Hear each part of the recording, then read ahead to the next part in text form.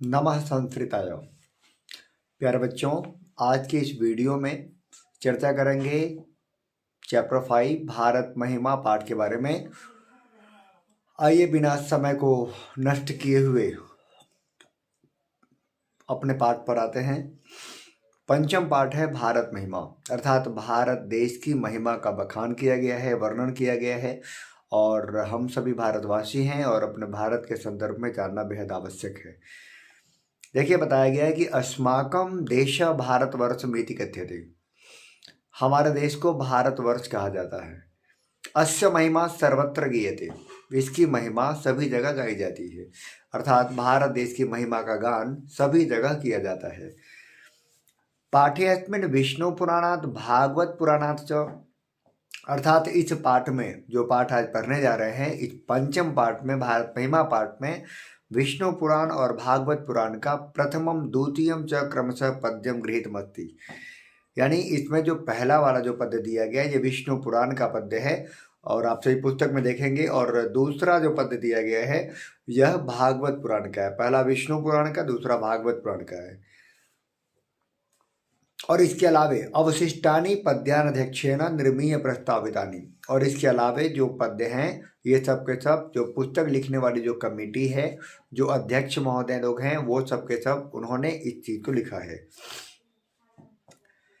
और आगे बताते हैं कि भारतम प्रति भक्तिरस्माकं कर्तव्य रूपेण वर्तते, हम सबों का कर्तव्य है कि भारत के प्रति हम सभी अपनी भावना को रखें, अर्थात भारत के प्रति देशभक्ति हम सबों का उत्तरदायित्व है, कर्तव्य है। और इस पाठ के माध्यम से हम ये जानते हैं, खासकर इस पाठ का संदेश यह है कि हम सभी जो भारतीय हैं, हम सभी भारतवासी जो हैं, हम सबों के हृदय में अपने देश के प्रति मन से, वाणी से, कर्म से, धन से और जीवन से हम सबों को चाहिए कि अपने देश के प्रति समर्पित हो। मन, वाणी, धन, वचन, अर्थात मन, वचन, कर्म, धन और जीवन के साथ हम सभी अपने अपने देश के प्रति निष्ठावान हों, समर्पित हों। देशभक्ति हमारे रक्त के कण कण में प्रवाहित होनी चाहिए। और इसी के संदर्भ में आज चर्चा कर रहे हैं, विशेष रूप से पौराणिक, आधुनिक, इन सारी बातों के साथ साथ अपने देश की चर्चा करते हैं। देखिए, पौराणिकी का श्लोक है, मैं गाकर आप लोगों को सुनाऊंगा, ध्यान से सुनिए। ये विष्णु पुराण का श्लोक है। आइए सुनते हैं। गायन्ति देवाः किल गीत काणे,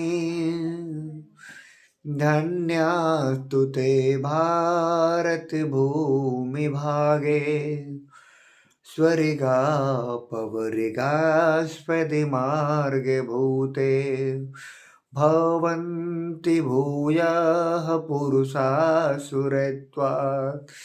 आप सभी यदि पुस्तक देखें तो बड़ी अच्छी होगी, क्योंकि पुस्तक देखने के बाद आपको समझ में आसानी से आएगा। एक बार फिर से पढ़ता हूँ, ध्यान देंगे। गायन्ति देवाः किल गीतिकानि, इसका मतलब हुआ कि देवतागण गीत गा रहे हैं, है ना। देवतागण गीत गा रहे हैं। गायन्ति देवाः किल गीतिकानि, देवतागण गीत गा रहे हैं।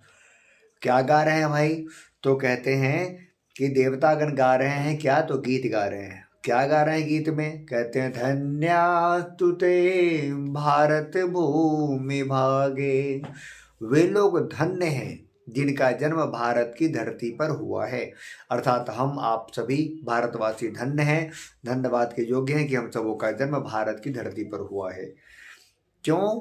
ऐसी क्या बात है? तो कहते हैं स्वर्गा पवर्गा सुपद मार्ग भूते, अर्थात भारत की जो भूमि है यह स्वर्ग और मोक्ष प्रदान करने योग्य धरती है। इसीलिए कहते हैं कि भारत पर जन्म लेना हम सबों के लिए गौरव की बात है। क्यों? भारत की मिट्टी स्वर्ग और मोक्ष प्रदान करती है। और क्या? भवन्ति भूयः पुरुषा सुरत्वात्, अर्थात भारत की धरती पर जन्म लेने वाले जो लोग होते हैं वो देवता के सदृश होते हैं। यहाँ की लड़कियाँ देवी सदृश होती हैं, यहाँ के लड़के जो होते हैं, पुरुष वर्ग जो होते हैं, वो देवता सदृश होते हैं। तो कहते हैं बड़ी पावन धरती है भारत की। भारत की धरती पर जन्म लेने वाले लोग अवश्य ही धन्यवाद के योग्य हैं और धन्य हैं, क्योंकि भारत की धरती में मोक्ष और स्वर्ग प्रदान करने की शक्ति है। और यहाँ के हर पुरुष, हर स्त्री पुरुष सबके सब देवी देवता के तुल्य होते हैं। ये था विष्णु पुराण का अंग।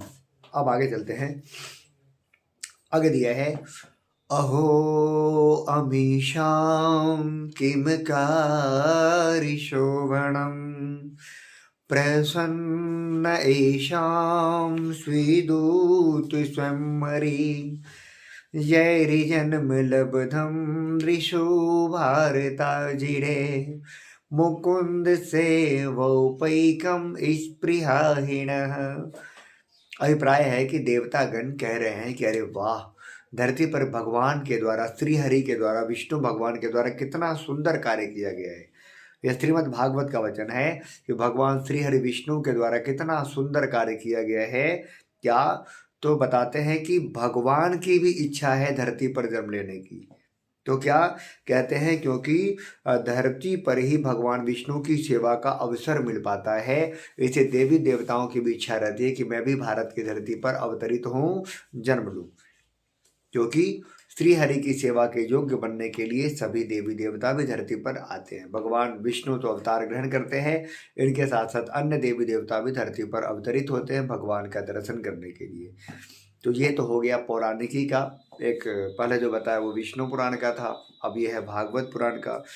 अब आते हैं आधुनिकी का, जो पुस्तक बनाने वाली जो कमेटी ने तैयार किया है, उन चीज़ों को लेते हैं, देखते हैं क्या कहते हैं। वो कहते हैं, यम निर्मला वत्सला मातृभूमि, मतलब कहते हैं कि यह जो मातृभूमि है, भारत की जो मातृभूमि है, भारत की धरती है, यह क्या है? निर्मल है, पवित्र है और वत्सला, ममतामयी है। भारत की मिट्टी क्या है? निर्मल है और पवित्रमयी है। हो भी क्यों नहीं, क्योंकि भारत माता है, हम सभी माता के नाम से जानते हैं भारत को। तो भारत माता माँ है, तो माँ तो प्यार देगी ही। आगे देखिए, प्रसिद्धम सदा भारतम वर्ष में तत्, और यह जो भारत है यह संपूर्ण जगत में प्रसिद्ध है, संपूर्ण विश्व में प्रसिद्ध है। विभिन्ना जना धर्म जाति प्रभेद है, यहाँ पर रहने वाले लोग विभिन्न प्रकार के जाति और धर्म के लोग हैं, फिर भी रिहैकत्व भावम वसंतो वहंतो वसंती, कहते हैं फिर भी विभिन्न प्रकार के जाति धर्म के लोग होते हुए भी सभी लोग एकता के भाव को धारण करते हुए निवास करते हैं। एक बार फिर से समझिए, इससे बताया गया है कि यह भारत की जो धरती है यह पवित्र है और ममतामयी है, और यहाँ पर यह भारतवर्ष जो है पूरे विश्व में प्रसिद्ध है। इस भारत देश में विभिन्न प्रकार के धर्म जाति के लोग आपस में भेदभाव किए बगैर एकता के भाव को धारण करते हुए सबके सब निवास करते हैं। आइए अगले श्लोक में चलते हैं। विशाला स्मदीया धरा भारतीया सदा सेविता सागरैरम्य रूपा वनैः पर्वतैर्निर्झरैर्भव्यभूतिर् वहंती भीरेसा शुभा चापगाभी। तो देखेंगे दिया है क्या? विशालास्मदीया धरा भारतीय, हमारी भारत की धरती विशाल है, बहुत बड़ी है। और क्या? सदा सेविता सागरई रम्य रूपा, यह हमेशा से, भारत की धरती हमेशा से सागरों से और सागरों से हमेशा से सेवित रही है। और क्या? वनई पर्वतैर, वनों से अर्थात जंगलों से, पर्वतों से, झरनों से और नदियों द्वारा लाई गई मिट्टी से यह भारतवर्ष हमेशा सुशोभित रहा है और सुंदर रहा है। आगे बढ़ते हैं। जगद् गौरवं भारतं शोभनीयं सदास्माभिरेत तथा पूजनीयं भवेद् देशभक्ति समेषां जनानां परादर्श रूपा सदा वर्जनीया। तो प्यारे बच्चों, बताया है इसमें क्या कि जगत गौरवम भारतम शोभनीयम, अपना भारत जो है वो पूरे संसार का गौरव है, संसार का मुकुट है, संसार का सरताज है। और क्या? सदास्मा वीरेता तथा पूजनीयम, और ये अपना भारत हमेशा से पूजनीय रहा है, वंदनीय रहा है, आदरणीय रहा है। भवेद देशभक्ति समेषाम जनानाम, यहाँ कहते हैं कि यहाँ रहने वाले सभी लोगों की देशभक्ति कैसी होनी चाहिए, तो परादर स्वरूपा सदा वर्धनिया, हमेशा आवर्धक होना चाहिए, सबों को देखने में अच्छा लगे, एक उदाहरण के रूप में होना चाहिए, और सदा आदर स्वरूप होना चाहिए, ताकि पूरी दुनिया इसे उदाहरण के रूप में ले। तो बहुत बहुत धन्यवाद आप सबों को, लगातार आप सबों को इस चरण को देखने के लिए। और अंत में बस यही कहेंगे आप सबों को कि अपना प्यार इसी प्रकार बरसाते रहिए, और मैक्सिमम लोगों तक इसे शेयर कीजिए, सब्सक्राइब कीजिए, और कमेंट बॉक्स में कैसे लग रहा है पढ़ाई, आपको पढ़ाई कैसी लग रही है, इसके बारे में कमेंट बॉक्स में आप ज़रूर हमें बताएं, ताकि हमें यदि कुछ परिवर्तन करना पड़े, सुधार करना पड़े, तो आपके कमेंट के अनुसार हम सुधार करेंगे। इसी के साथ बहुत बहुत धन्यवाद, आप सबों को हार्दिक शुभकामनाएं। Thank you so much.